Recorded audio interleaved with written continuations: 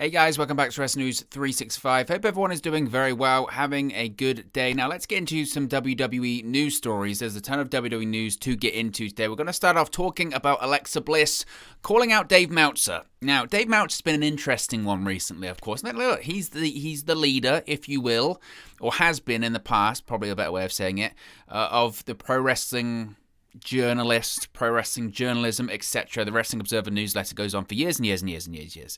And he's, arguably the reason why I'm able to do what I'm doing today, and lots of other people that talk about pro wrestling and podcasting about pro wrestling, etc. today. He's obviously a very, very influential figure.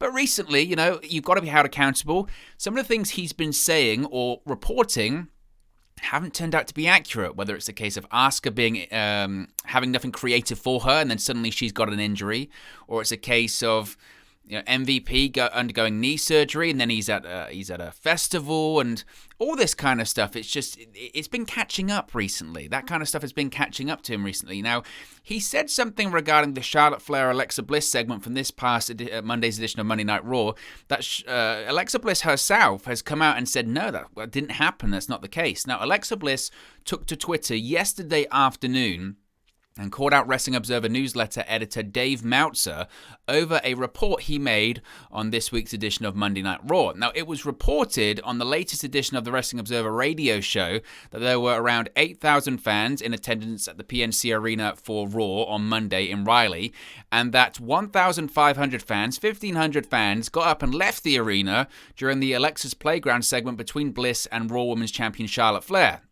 Now, Bliss took to Twitter yesterday afternoon and dismissed the report. This is what she had to say, quote, "Sorry, Meltzer, brackets or whatever, you can't get clout off of our segment. Move on. Hashtag stop lying. Hashtag literally didn't happen. Hashtag you're embarrassing yourself." Now, multiple fans in attendance have also dismissed the report, while Brian Alvarez noted on Wrestling Observer Live today that the number of fans who walked out was actually closer to 700.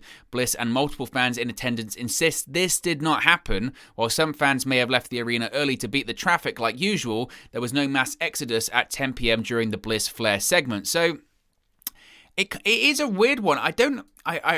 For me, I find it very odd. I really don't see what does Dave Meltzer benefit?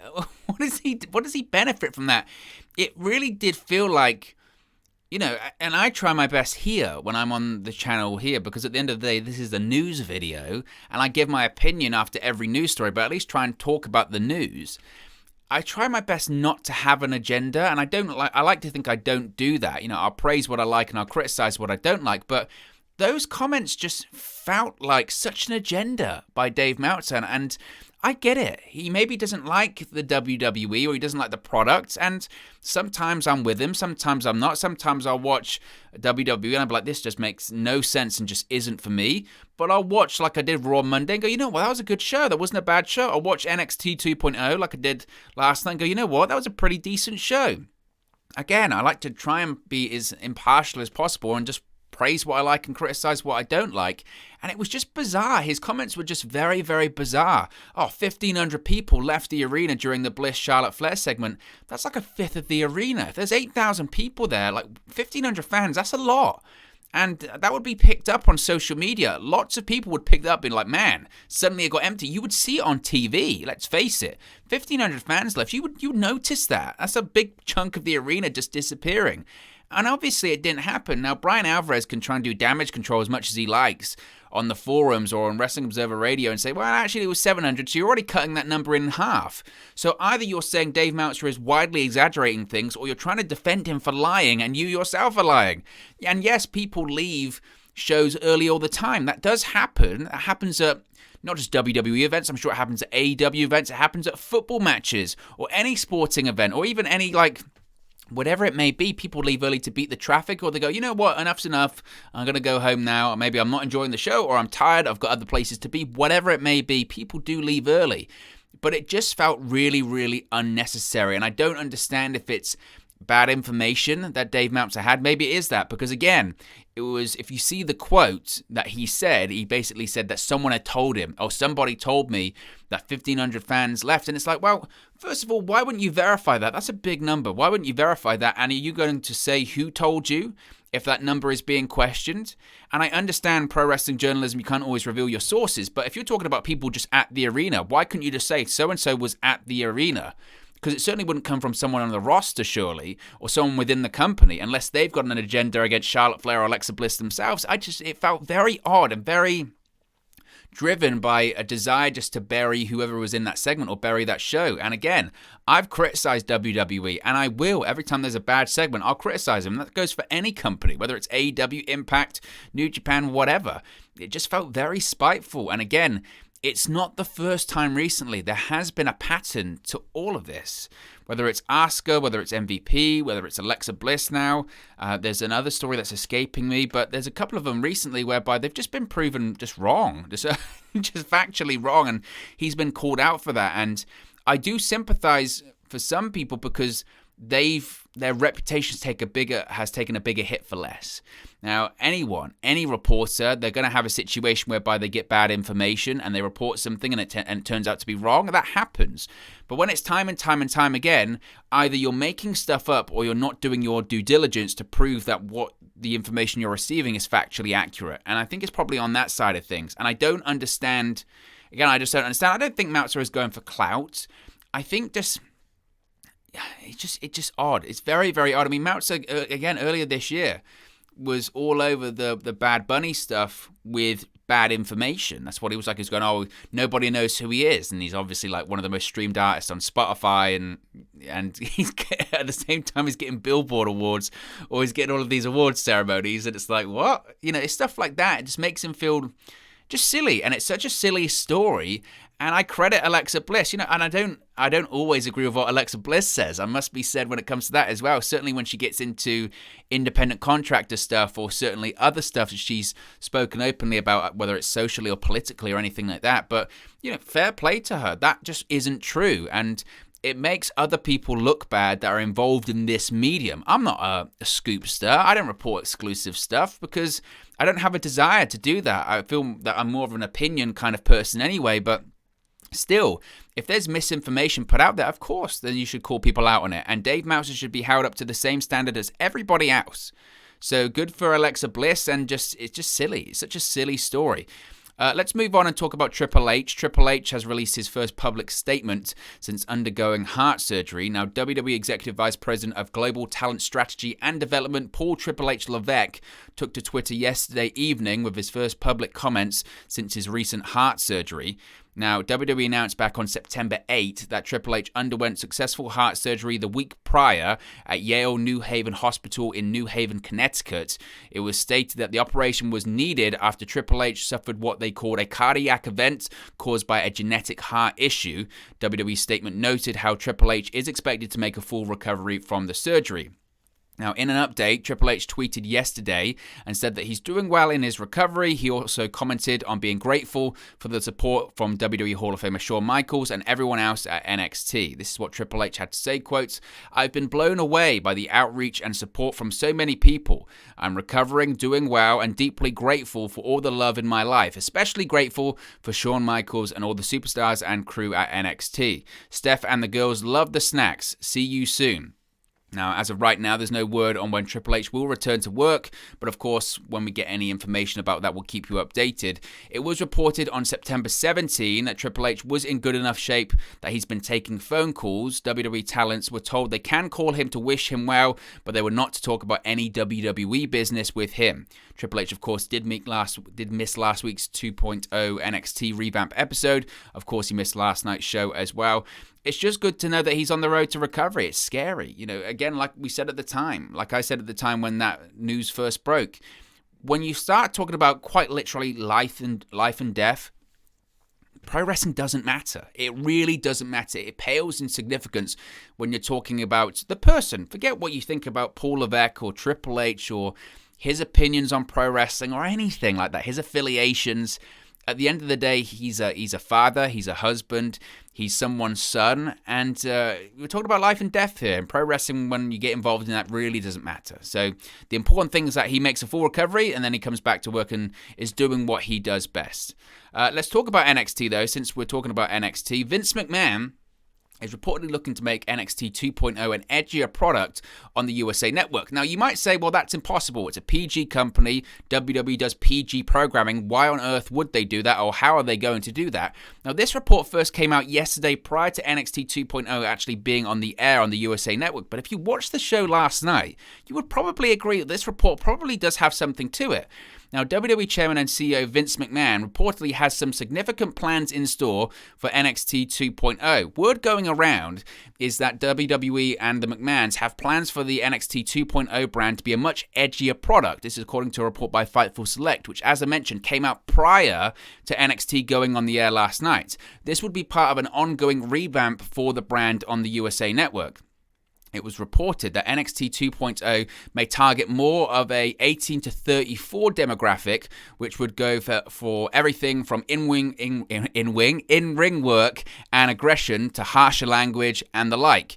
It was also noted that there may be more lenience when it comes to the attire worn by female superstars. So we are going just back to the Attitude Era of that one, although it wasn't specified exactly what that means. Another point brought up was the brand may, quote, keep up with current affairs with promos and character verbiage. There's no word yet on when these changes might be implemented. It was noted that sources haven't heard much more outside the brief internal acknowledgement that those changes have been discussed. One talent noted they'd believe it when they see it, and they'd not heard of any changes. But then again, if you watch the show, like I said last night, it was kind of there. That show last night, I mean, what's edgy nowadays, of course, but certainly there was a lot of bleeping, and there was a lot of, I'm going to beat your ass, or he's an a-hole, or this, and this, or Bad News Barrett, Wade Barrett kind of did a double entendre on commentary when he was talking about the Dexter Lumis, Indy Hartwell honeymoon, which they wouldn't do. They wouldn't do on Raw, and they wouldn't do it on SmackDown either, on network television.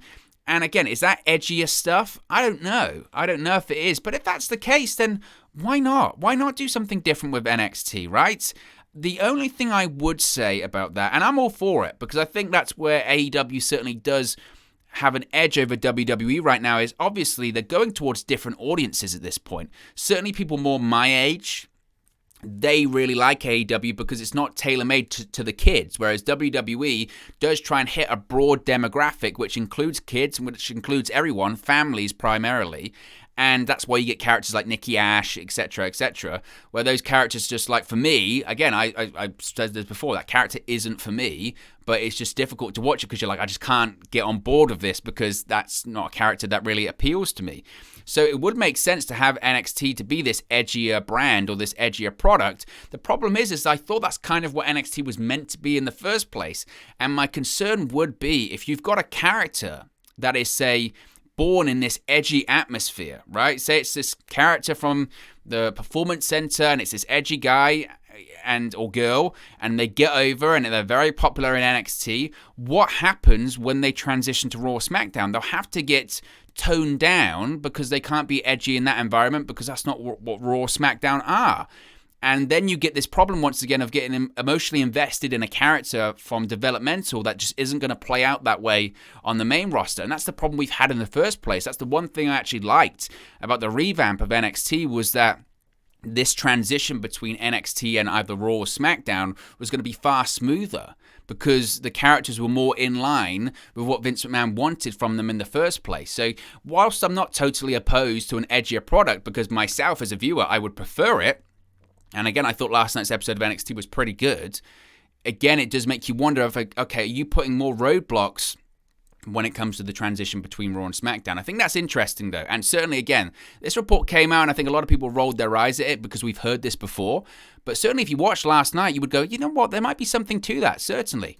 Now, let's talk about Monday Night Raw. Let's talk about the ratings for this week's Monday Night Raw. Certainly, a lot of people talking. Of course, last week's viewership was quite low with the return of Monday Night Football, and obviously with AEW beating Raw in the demo for the second straight week, and knowing what's going to happen tonight when it comes to Dynamite, and assuming a strong rating and a strong viewership. A lot of people had their eyes on Raw's ratings and viewership this week. Now, Monday's live Extreme Rules Go Home edition of Monday Night Raw drew an average of 1.793 million viewers on the USA Network. This is according to Nielsen via Showbuzz Daily. Now, this is up over 7% from last week's 1.670 million viewers, which, again, WWE will be very happy about. Now, Raw drew a 0.49 rating in the 18-49 key demographic this week. This is up nearly 14% from last week's 0.43 key demo rating. This represents 642,000 viewers in the 18-49 range, which is up over 15% from the 556,000 viewers in that demographic from last week's show, according to WrestleNomics. Raw ranked number 21 for the night in terms of viewership on cable, behind the likes of the NFL, Monday Night Kickoff, etc. Raw ranked number 7 for the night in the cable top 150 with the 0.49 rating in the key 18-49 demographic. This is down from last week's number 6 spot. Of course, the Monday Night Football game between the Packers and the Lions topped the cable top 150 this week with a whopping 3.86 key demo rating. So certainly the Monday Night Football is causing a massive dent to Monday Night Raw, which is to be expected. I think, look, they'll be happy. They'll be happy that it went up. In reality, Raw's viewership was actually up nearly 7% from the same week in 2020. The only issue is that the key demo was actually down 2% from the same week in 2020. But they'll be happy with that. I think they wanted to see some kind of rise from last week. That's why they had Roman Reigns on the show. I think this opens the door, certainly, to seeing, like, okay, Reigns is going to probably be back on Raw at least a couple more times between the end of the year. And it might actually begin, and maybe this is a bit too bold of a prediction from myself here, but it might really begin what is the end of the brand split as we know it right now. There's this whole brand-to-brand invitational deal anyway that they just randomly bring up whenever they want someone to be on the other brand for an episode. But we could start to see some kind of weird rule implemented again, because I think they'll realize that, look, Raw's going to really hurt when it comes to the NFL competition this year. And then on top of that, you're going to have people talking about the demo. Make no mistake, Dynamite is going to beat Raw in the demo again this week. It'll be the third week in a row. The reason why I'm so confident that is because it's a massive show and they don't have strong competition on a Wednesday night. I think Dynamite's going to do its best ever viewership tonight as well. So I wouldn't be surprised, given that they've seen what Roman Reigns can do if he's on Monday Night Raw. I wouldn't be surprised if they have him come back in some form, because they're building obviously to a Reigns versus Big E match at Survivor Series, and I wouldn't be surprised if they go, you know what, Reigns can tell multiple stories at a time. He's doing it now already. Essentially, Reigns has got like 3 stories going on right now. He's got Finn Balor on Sunday. That's still happening, by the way, at Extreme Rules. He's got Brock Lesnar in October at Crown Jewel. That's a story that's bubbling on, because obviously Lesnar isn't on television every single week. And they've already started the build to Reigns versus Big E at Survivor Series. So I wouldn't be surprised if they go, you know what? Why can't Reigns do it? Why can't he have 3 stories at the same time? He's the biggest star on the roster, and he's obviously the biggest draw we've got right now as well. Let's just get him on every show. It's just a case of whether Roman Reigns would want to do that himself. Let's switch gears here and talk about Ric Flair. Ric Flair, of course, is still commenting on the Dark Side of the Ring allegations put to him last week. Now, Ric Flair took to Twitter yesterday evening and reacted to the Dark Side of the Ring clarifications made by fellow Hall of Famer Rob Van Dam. Now, Rob Van Dam tweeted clarifications to his comments made during the recent Dark Side of the Ring episode on WWE's infamous plane ride from Hell in 2002, specifically the controversial allegations made against Flair and his behavior towards 2 flight attendants. This is what RVD said, quote, "Just watch Dark Side of the Ring. Heavy. Some insight for those who can handle it. 1, I haven't seen Ric Flair's blank. You know what I mean. My comment about fans shouldn't see him doing the helicopter was a response to Dark Side of the Ring telling me that's what they were told. They shouldn't. I don't want to see it either. 2, I said trying to make her touch him, referring to his body, crowding her space and backing her up like bad breath was in her face. I thought maybe they were playing from seeing a similar scene at a hotel bar. I wasn't interested in naked Rick. Still ain't. I tried to sleep." Now, a fan responded and asked RVD, "Can you confirm to us, to the best of your recollection, Rob, did you see Ric Flair specifically grab her hand and place it on himself? This is what the majority of people believe you've said. Looking for a one-time tweet out there for clarification for everyone." RVD responded, quote, "I can confirm I didn't see that and didn't say that. Creative editing will have people hearing it different ways." Another fan wrote, he said that he saw him in the back of the galley for several minutes, but he didn't go back there to see what was going on. True, RVD wrote back. Now, another fan posted a Dark Side of the Ring screenshot showing how RVD stated, I remember him crowding her and, trying to make her touch him and stuff. RVD responded, quote, yes, she couldn't buy him without touching him because he was blocking the way. Now, in an update, Flair has responded to an article in RVD's comments and expressed disbelief in what was said. This is what Flair had to say, quote, a man tried to destroy my reputation based on an assumption. I don't even know what to say right now. Flair then clarified what he was referring to by posting a screenshot of RVD's tweet that said, quote, I can confirm I didn't see that and didn't say that. Creative editing will have people hearing it different ways. So Flair's certainly on the offensive right now, and he's doubling down on saying that that didn't happen. He's never done that, and that this is kind of a hatchet job. Again, I don't really know what my opinion is on this at this point. That I guess that's kind of what he has to do if it's not true, certainly. But certainly there is behavior and a pattern of behavior that is unacceptable. But these specific allegations, I guess it's going to be up to Flair and those involved to address whether it was true or not. And that's kind of the situation, how it is right now. Let's switch gears and talk about NXT once again. As I mentioned last night, we had another episode of NXT 2.0, and on it, we saw a title change because Roderick Strong is the new NXT Cruiserweight Champion. Last night's NXT 2.0 episode saw Strong defeat Kushida to capture the championship. The finish saw Ivy Nile and the Creed brothers of the Diamond Mine attack Kushida at ringside as manager Malcolm Bivens distracted the referee and coach Heikman was watching from ringside. Strong then finished Kushida off with the backbreaker for the title change. This was expected, of course, because this match was meant to happen, was it last week or a couple of weeks ago? I think it was even before the revamp, was it not? Whenever it was, the match was meant to happen, and I think this was the plan all along. And it's just interesting because I recall when Diamond Mine first debuted and Roderick Strong was a part of that. That was at the time that the report was out that WWE, specifically NXT, were looking to highlight and feature the Cruiserweight division, etc. And then everything just kind of went crazy, and the revamps happened since then, and a lot of people have been fired since then, and you wondered, what place does the Cruiserweight division have in this new version of NXT? And I don't think we really know right now, but I really enjoyed the match. Obviously, the match between Roderick Strong and Kushida was excellent, and Roderick Strong is going to be a great Cruiserweight champion for what that's worth. I don't know what that has to do with 205 Live anymore. I don't know why they have that show on anymore. I think just for commitments or content, frankly, but it was a great match, and it's interesting now when you look at that NXT roster, who would be the next challenger? I don't know, because they're looking to get rid of most of the people that are under 205 Live, right, or 205 pounds rather. So I don't know, but it was a great match and good for Roderick Strong. There's been a lot of discussion, hasn't there, about the King of the Ring tournament coming up later this year. It's not been officially confirmed by WWE, but it's happening. Now, Fox is set to air a WWE King of the Ring preview next month. The King of the Ring preview is scheduled to air on Fox during the weekend of October 1st and October 3rd, according to a report by PW Insider. The special is designed to be a preview for the upcoming return of the King of the Ring tournament. Fox's King of the Ring preview special will air in different time slots depending on your local market. Now, it's been reported that the finals of the King of the Ring tournament and the finals of the first ever Queen of the Ring tournament will be held at the WWE Crown Jewel event in Saudi Arabia on Thursday, October 21st. The tournaments will reportedly begin in early October with the SmackDown season premiere and the Raw season premiere episodes. So that's kind of the situation that it's going to be. I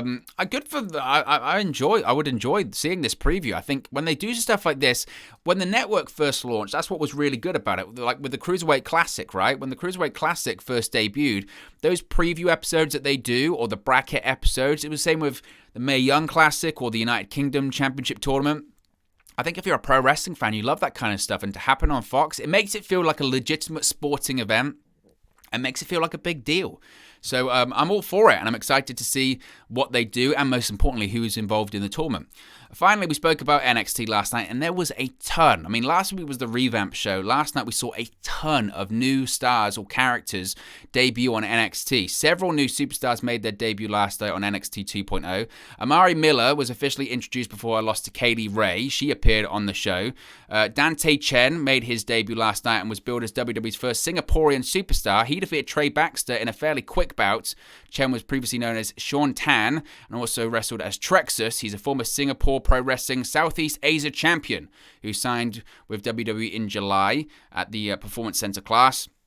Speaking of Baxter and Jade, though, WWE revealed their real-life relationship on last night's NXT 2.0 show. After Baxter's loss to Chen, he was later seen in the locker room, down and out over the match. Jade then entered the room and encouraged him to cheer up, commenting how long they've been together and how he's always her hero. She then kissed and left, and he said, a superhero. So it makes me wonder, we're going to get another superhero gimmick, because Vince McMahon loves it. Got to get that superhero gimmick in. Andre Chase debuted his new Andre Chase University gimmick this week. I actually enjoyed the segment, but again, that was one of those segments. It was a pre-tape. It was a vignette of him basically being in his university-style jumper, jersey, whatever it may be, and sort of shouting at people. But he was dropping F-bombs in it, and they were bleeping it out. And again, I thought they wouldn't do that on Raw. They wouldn't do that on Monday Night Raw. So interested to see where that one goes. Joe Gacy also debuted a new gimmick on NXT 2.0. Gacy won the Breakout Tournament qualifier over Desmond Dornett back in June, but lost to Trey Baxter in the first round. So he's got a new gimmick as well. This was a really interesting one. You can see him right there on the screen.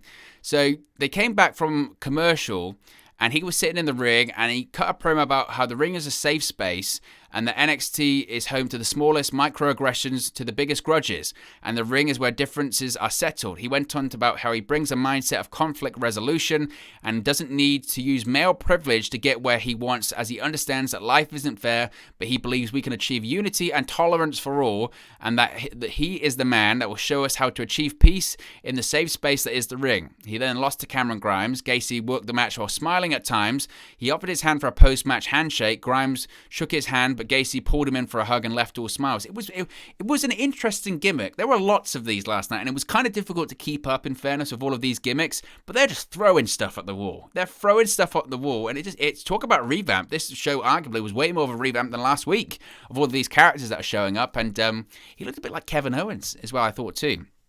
We also saw a brief segment of Zion Quinn, who is the former rugby star Daniel Vidot. Now, he's worked several main roster dark matches over the summer, but in a segment, we saw Quinn walk the two female wrestlers into the building until a male wrestler tried to jump in front of him. Quinn was very unhappy by the lack of chivalry here and just beat the hell out of him, so that's going to be his gimmick, I guess. He's got a great look, no doubt about it, great look, and it'll be interesting to see where that one goes. Lash Legend made her debut in a backstage segment on last night's show after NXT Women's Champion Raquel Gonzalez confronted Frankie Monet, Jessie Kamea, and Robert Stone to confirm her title defense against Monet next Tuesday. Lash interrupted Monet and announced she'll be debuting her talk show next week, lashing out with Lash Legend, which is going to be such a tongue twister. It's going to trip people up, no doubt about that. But there were lots. There were lots. There really were a lot. Finally, Persia Perota was officially introduced, formerly known as Steph DeLander. She signed with WWE in March after working the Indies in Australia. She appeared at the recent Bachelorette Party segment with Indy Hartwell and will continue teaming with Indy when she returns from her honeymoon with Dexter Lumis.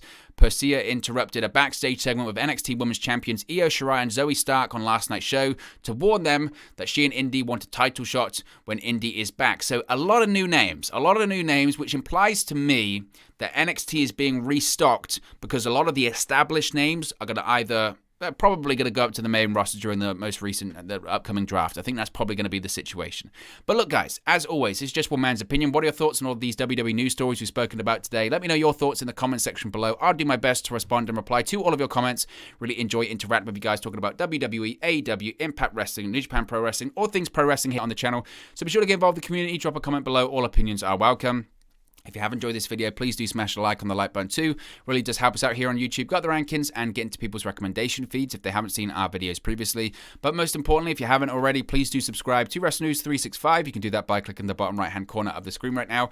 Or if you wait a few seconds, there'll be a subscribe button at the end of this video along with another video for you to watch. Thank you very much for watching, listening, streaming, or have you come across this video today, and I'll speak to you again very, very soon. Hey guys, thank you for watching, listening, streaming, or however you come across this video today. Be sure to click on the video on the right there to watch our next video, or click the bottom there to subscribe, or the bottom right hand corner. Thank you very much, and I'll speak to you again very soon.